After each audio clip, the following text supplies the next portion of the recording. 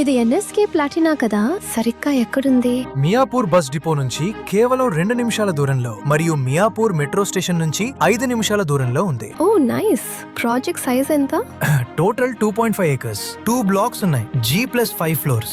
Overall గా 286 flats. Flat sizes ఎలా ఉన్నాయి? 2 BHK with 1025 and 1140 square feet. 3 BHK 1420, 1575 and 1650 square feet. Price ఎంత? 6299 rupees per square feet. ఈ project location speciality ఏంటి?